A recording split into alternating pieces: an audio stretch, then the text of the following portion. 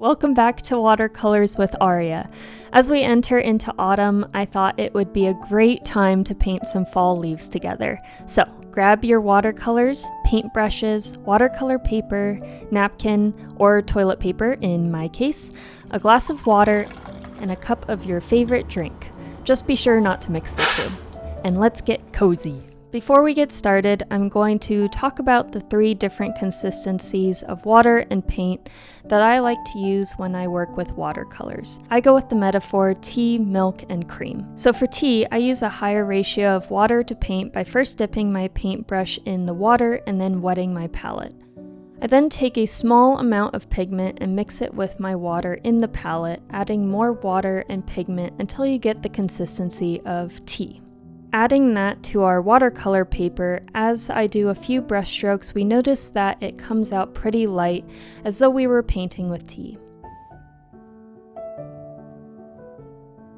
Now, keeping the same amount of water in your palette, we will now make our milk consistency by adding a bit more green to our palette. And this might be a little bit of a trial and error to get the consistency of milk you want. You won't really be able to tell until it's on the paper, which is why I always have a scratch piece of paper nearby when I paint. So here we might add a bit more pigment so that we are getting more of that milky consistency.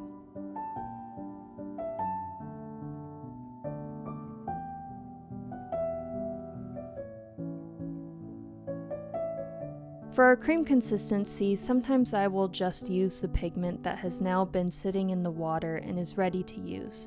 This is good for those finer details that we would add as our final layer of watercolors to a piece.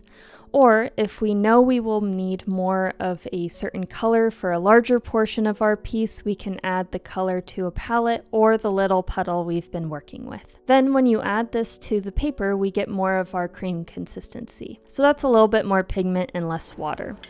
Okay, so now we are going to practice our tea, milk, and cream metaphor by painting some simple autumn leaves.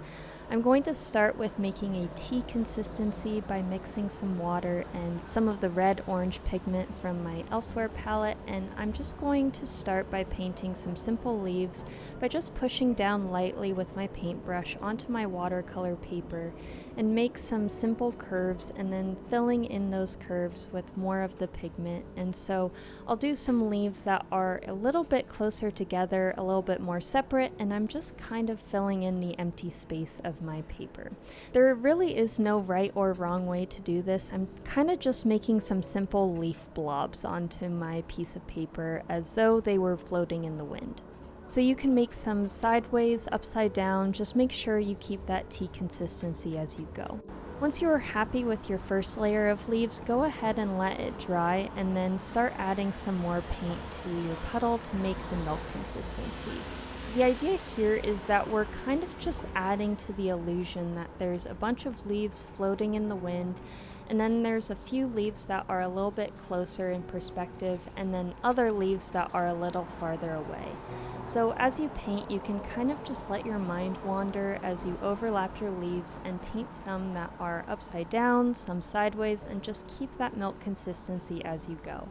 I'm kind of just trying to fill in some of the gaps and spaces in my piece of paper until I'm happy with the amount of leaves for my second layer. Once I feel like I have enough milk consistency leaves, I'm going to let that layer dry and then repeat that process a third time by adding more pigment to my puddle to make my cream consistency. And so here, again, I'm just painting over all my layers of leaves with now my cream consistency of leaves, making some leaves that are sideways, upside down, and you can even make some smaller or bigger leaves if you like. Overall, this is just a really simple yet beautiful way to practice with different watercolor consistencies and layers while also still making a beautiful piece of art. Once you are happy with your 3 layers of leaves, you can now go back in with a dark brown using a cream consistency and add some details to your cream leaves. So I'm going to add some veins to the leaves, giving some leaves a few veins while keeping others a bit more simple with just one vein. And so you can kind of just pick and choose how much detail you would like to add to all your leaves. You can even add some details to the previous layers of leaves, but I usually prefer to leave those be because I think it adds a bit more depth to the piece. I personally love turning these into holiday or birthday cards that I will just make a bunch of at the same time and keep them in a box that I can then write a simple note on the back and give it to a friend as a meaningful way to show how much they mean to me. Since I was working more on the right side of the page, I have a little bit of extra room on the left, so I'm just going to write a simple little note. My handwriting with a paintbrush isn't the best, but it's still kind of fun and makes it a little bit more unique, so I'm just going to write Happy Fall as a simple little note for this piece. And then what I might do, just to add a little bit more flair, is make a tea consistency of gray and add a few wind swirlies to make it look like there's some wind blowing the leaves, adding to the coziness of our little fall art piece.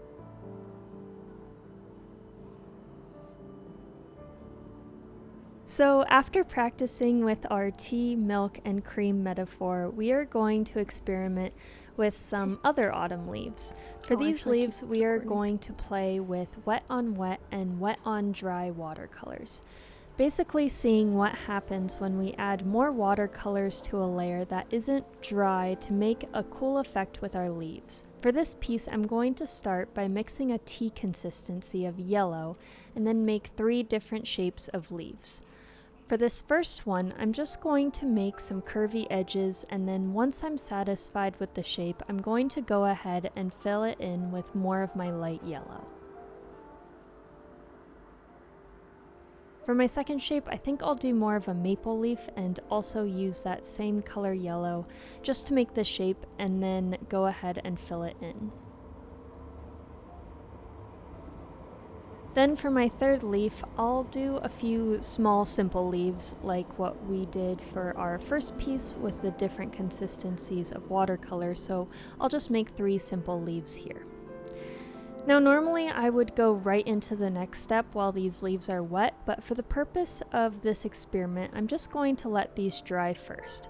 So after waiting for my 3 different types of leaves to dry, I'm going to go back over to my first leaf and start by dipping my paintbrush in the water and then trace the edges of the left side of my leaf. Next, I'm going to make a cream consistency of the orange and then begin outlining my leaf with my orange.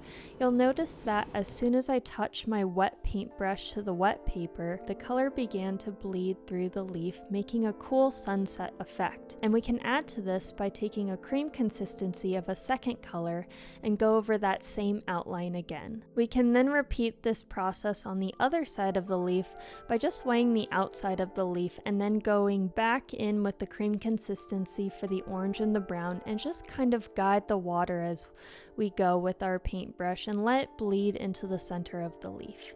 So while oftentimes it's good to allow watercolors to dry in between layers, you can also use this technique to make some really interesting designs. You can even lift up your piece of paper to kind of guide the water in whatever direction you want. So for a piece like this, it might work a little better if you remove the piece of paper from your notebook, and then you can kind of tip the piece of paper in different directions to make the water and the paint flow how you want it to flow. For the second leaf, I'm going to see what happens when I just wet the center of the leaf and keep the outside dry. Then I'm going to drop in with my cream consistency of orange and just add drops of that to the center of the leaf. And so with this effect, now we're seeing that rather than the water bleeding into the center of the leaf, the paint is going to flow from the center to the outer edges of the leaf, making the edges lighter in appearance than the center. We can then take a second color and drop that in on top of the orange and kind of start to see those colors blend together with the water, resulting in a really cool natural effect of these autumn leaves. For this group of leaves, I'm going to wet the whole leaf and now take that cream consistency of the different colors and just do random drops wherever I want on the leaf, and we'll notice that the paint will drop in and spread where we have re-wet the paint. And so if you put water on the outside of the leaf, when you go to add paint, the paint will bleed outside of the edges of our leaf as well. So just make sure that you keep the water contained within the leaf, but also feel free to get more artsy with it and go wild if you wish. Once we're satisfied with all the colors that we've added, we are going to go ahead and let that layer dry, and then after we've let it dry, we can then go back in with the cream consistency of a darker color and add some finer details to our leaves. So for this first one, I'm just going to add some simple vines to it just because I really love the different colors on this piece and how they flowed together. So I really don't want to add too much detail because I don't want to take away from the background colors that we have created. I'm then just going to add a little stem at the bottom. For my second leaf, I really love the center and how that turned out, but the edge of my leaf turned out a little lighter than I thought it would. So I'm actually going to share a technique that I do a lot with my watercolors, where I'm just going to re-wet my brush and then dry it on a napkin and then come back in and do a light scrubbing where the edge of the orange paint is in order to reactivate the watercolors. So by doing this, I'm able to expand my leaf a little bit more and sharpen up the edges of my leaf. For this technique, I would recommend not using a super tiny detail brush or a brush that you really love because the scrubbing effect can mess with the bristles a bit if you aren't careful. And I am using a tad bit more pressure than I normally would. You can, of course, just add more of the tea consistency yellow to redefine the edges, but I sometimes just like working with the colors that are already on the page. This also prevents me from having to remake a color and then try to color match what is on my paper. So since we re-wet this leaf, I'm actually going to go ahead and add details to my other group of leaves and then come back to this one later. For this group of leaves, kind of similar to the first one, I really love how the colors turned out, so I'm just going to make a few simple veins to these ones by adding a little bit more detail with the brown and the cream consistency here. And then once my middle leaf has dried, I can then go back and add my details in as well. So once again, these designs are always super fun to use to explore with your watercolors or new brushes and try out some different techniques. And then once you're done, they can then be turned into holiday or birthday cards that you can then share with your friends and family. They really are just so fun and enjoyable to make. I think the process of making these leaves in particular always brings me a lot of joy whenever I make them, and then they always turn out really beautiful and natural as well. So with that, I want to thank you for painting along with me. Be sure to leave a comment if you have any questions or suggestions for a future painting tutorial. I would love to hear them. Thanks so much for watching, and make sure to check out Elsewhere Unplug for all your painting needs. See you next time.